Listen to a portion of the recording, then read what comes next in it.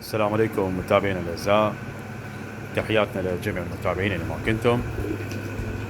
طبعا اليوم الشباب راح نستخدم المكنسة مال القطع والزوالي أو تنظيف التراب. راح نستخدمها تنظيف مكان مسكن الطيور. مثل ما تشوفون عندنا هاي الغرفة وبقايا الطيور كلها متجمعة بهذا الشكل، فالتنظيف شوي يصير متعب، فراح نستخدم المكنسة. أول ما شكلنا هاي أو عندنا هاي الثانية مالت اللي مال البسط ما شكلناها. هسه راح نبدا نشوفكم التجربه شنو. عندنا هنا بالباب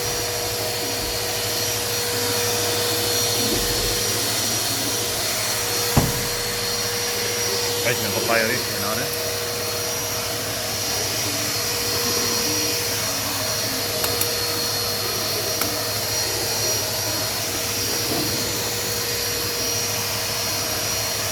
عندنا هالسايكل اسمه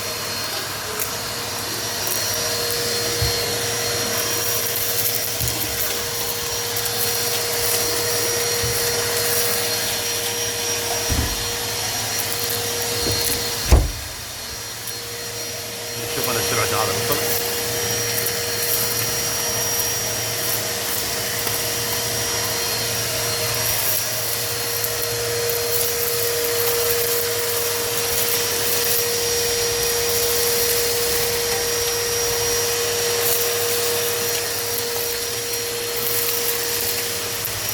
طبعا هو مكان الطير الوسخ هذا هنا يتجمع عندنا.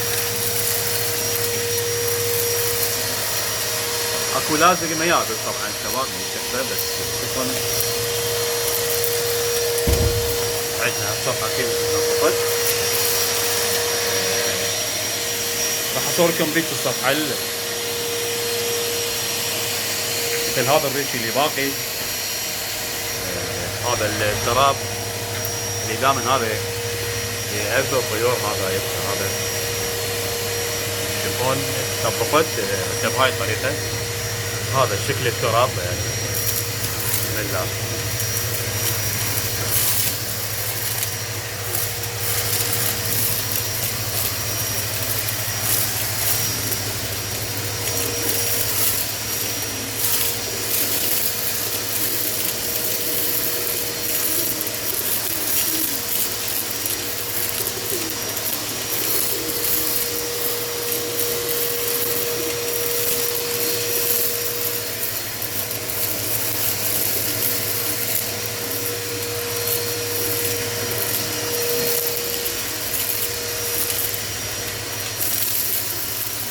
هذا شكله بعد ما تنظفت.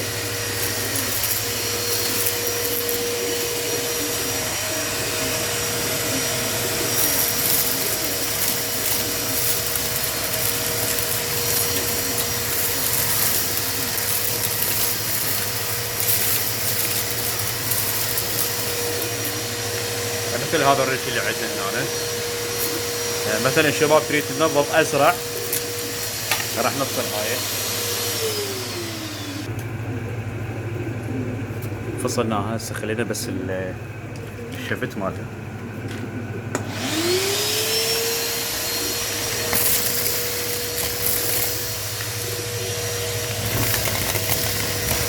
تشوفون تنظيف رائع.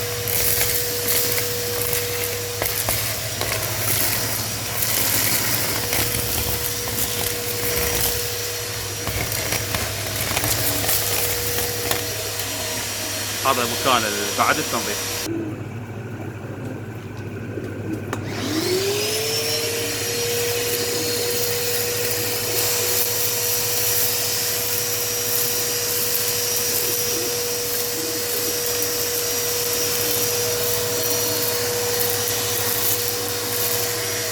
الوسطى طبعا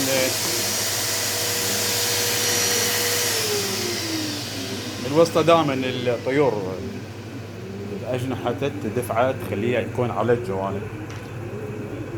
تحياتنا لجميع المتابعين.